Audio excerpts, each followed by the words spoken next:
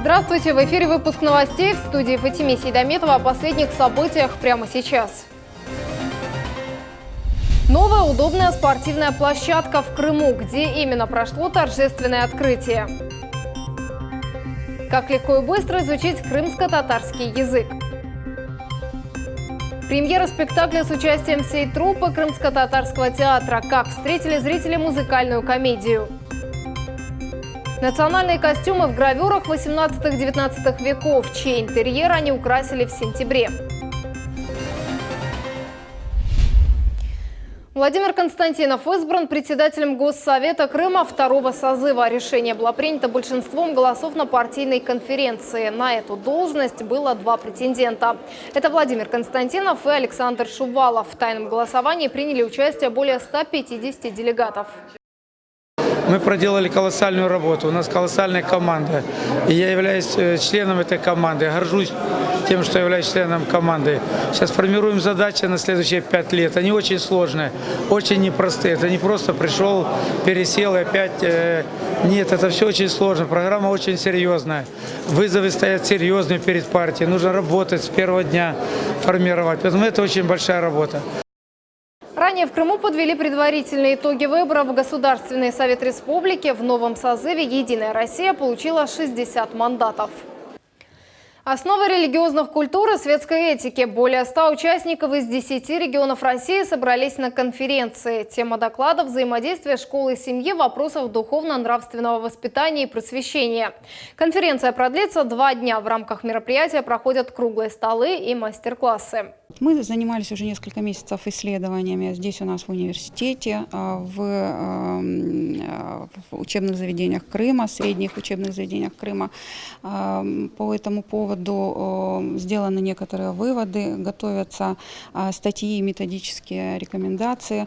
По словам заместителя муфтия мусульман Крыма Айдера Исмаилова, межконфессиональные отношения – одни из главных составляющих мира и взаимопонимания в республике.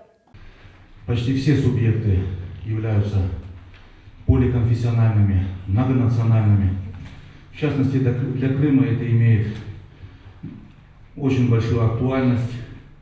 И посредством преподношения достоверной информации касательно основ культур, религий, у людей развиваются добрососедские отношения и формируются правильные ценностные ориентиры. Для Крымской железной дороги закупили новые вагоны и локомотивы. Подвижной состав представляет собой вагоны постройки 2017-2018 годов всех типов. Купейные, штабные, с купе для пассажиров с ограниченными возможностями здоровья, плацкартные, вагоны-рестораны. Все они оснащены системами кондиционирования воздуха и биотуалетами. Новый подвижной состав планируется передать Крымской железной дороге для организации перевозок пассажиров в сообщении с полуостровом. В Бахчисарае и Евпатории планируются технологические перерывы в трансляции телерадиопрограмм. По информации радиотелевизионного передающего центра Крыма, на РТС пройдут работы на антенно-мачтовых сооружениях. В Бахчисарае в течение одного рабочего дня с 9 утра до 17:00 в период с 16 по 20 сентября. В курортном городе в течение 5 рабочих дней с 12 по 19 сентября. 2 новых автобусных маршрута запустят по Симферопольскому району. Уже сегодня автобусы поехали по курсу Леснолесье-Симферополь, а с 16 сентября поедут с Первомайского в Симферополь. В этих направлениях будет курсировать по одному новому комфортабельному автобусу. Он будет совершать 5 оборотных рейсов в день. Коммунальщики начали обрезку деревьев в крымской столице. Пока работы ведутся только на проспекте Победы. Срезают сухие ветки, те, что мешают проводам, газовым трубам, а также ветки, которые закрывают дорожные знаки. Много водителей не замечают знаки, ставят под знаками, допустим, стоянка запрещена, человек не видит, ставит.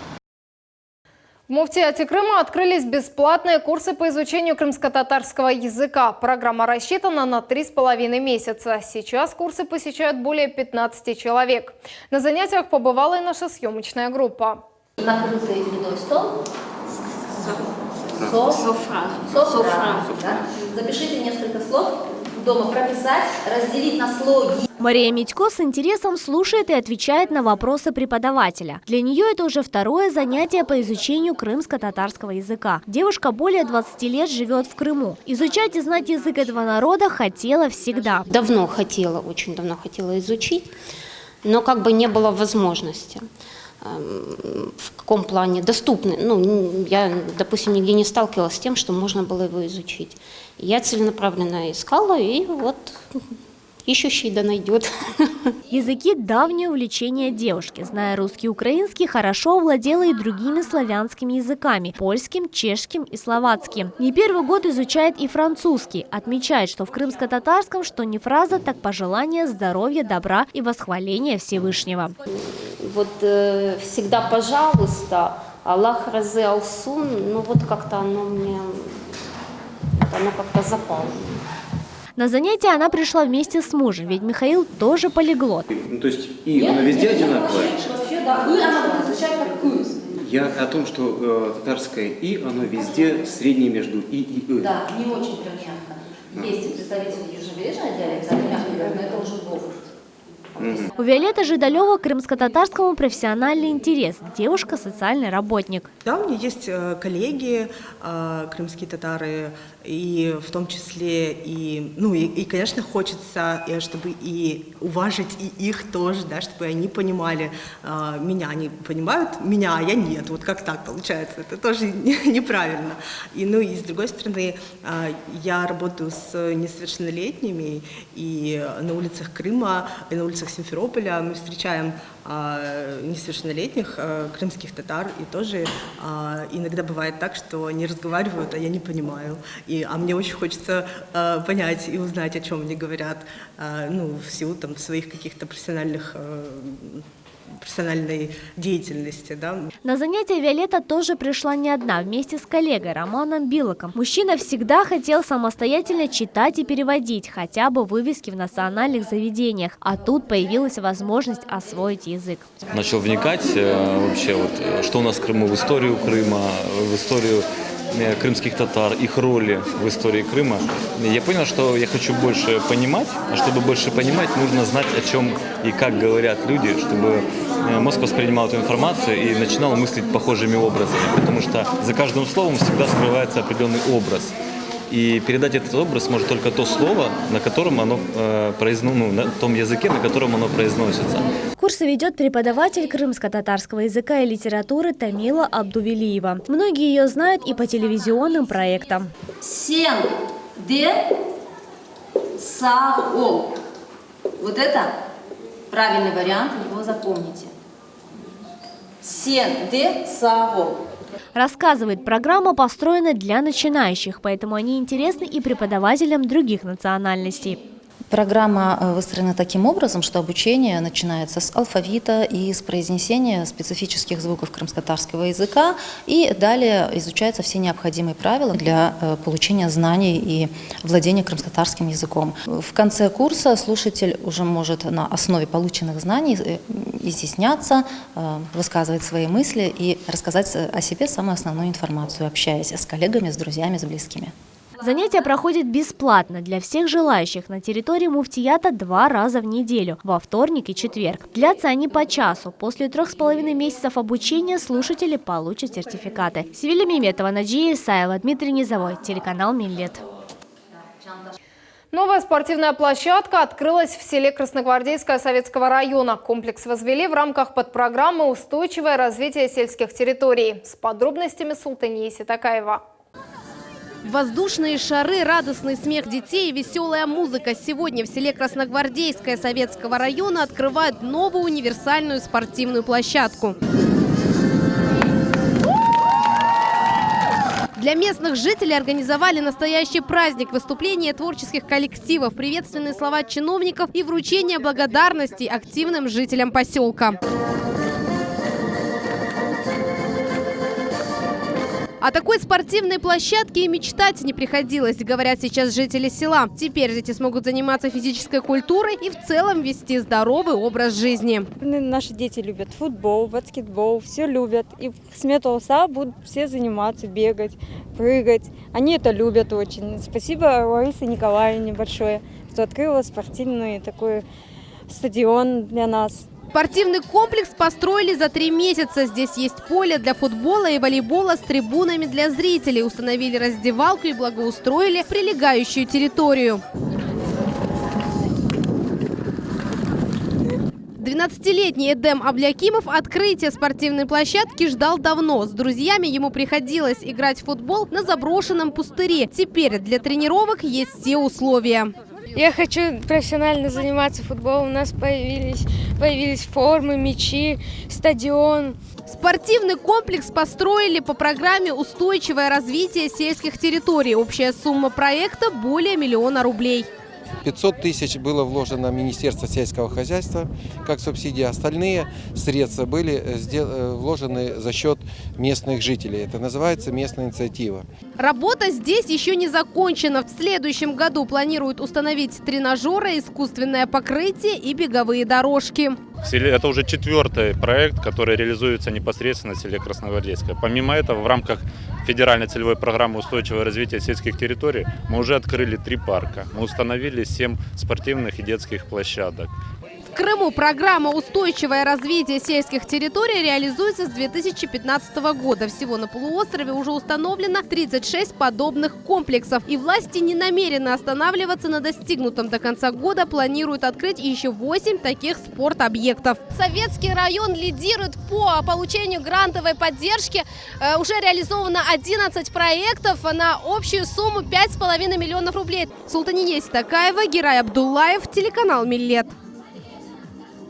Крымско-татарский академический театр открыл 29-й сезон. На сцене состоялась премьера спектакля «Севгы Икиясы». Это одноименная комедия крымского писателя Аблязиза Велиева в постановке режиссера Эльмара Аблаева. В пьесе задействована вся театральная труппа из 33 человек. Подробнее в репортаже нашего корреспондента Дианы Бекмамбетовой. На сцене актеры Крымско-татарского академического театра. Сегодня показывают пьесу «Севги Икиясы» Аблязиза Велиева и Эльмара Аблаева. Надеюсь, что зритель оценит по достоинству наше произведение, над которым мы работали, старались, готовились, в кратчайшие сроки его поставили. Для постановки пьесу выбрали не случайно. Авторы поднимают самые актуальные темы для крымско-татарского народа. Занять место в зрительном зале и почувствовать себя героем этой истории. Постановщики обещают, что равнодушным не останется никто. История одной любви на сцене Крымско-татарского академического театра. Это бытовая комедия о том, как важно иметь мечту в жизни. Для актрисы Крымско-татарского академического театра Шефики Татарисовой это первая премьерная роль. И сразу главное. Ее героиня на змее мечтает о большой и чистой любви. Комедия наполнена самыми разнообразными бытовыми ситуациями крымско-татарской деревни. Сватовство, гуляние, свадьба. С народными песнями, танцами и, конечно же, юмором. Я очень переживала, очень волновалась.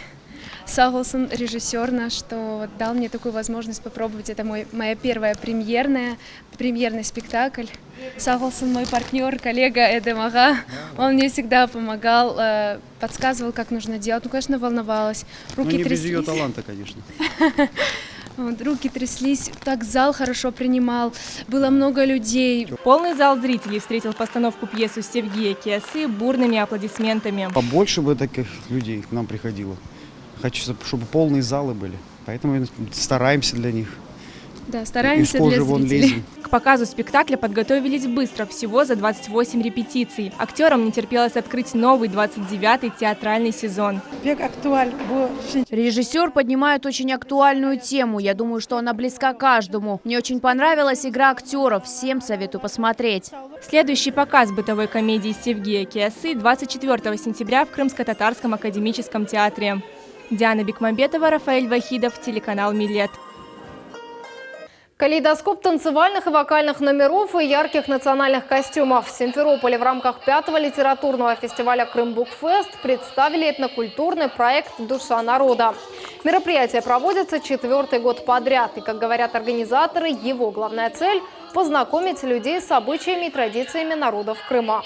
Сегодняшний проект посвящен осени.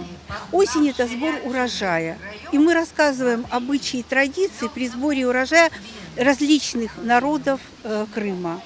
Десятки творческих коллективов представили фольклор народов Крыма. Также в ходе проекта крымчане и гости полуострова приняли участие в хороводах, мастер-классах по народным танцам и играх.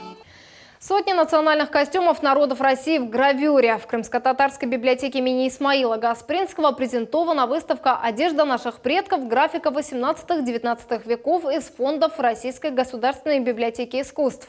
С коллекцией русских и иностранных художников познакомилась и наш корреспондент Султания Ситакаева. Читальный зал библиотеки имени Исмаила Гаспринского превратился в дом моды. Студенты Крымского инженерно-педагогического университета представляют национальные костюмы народов Крыма.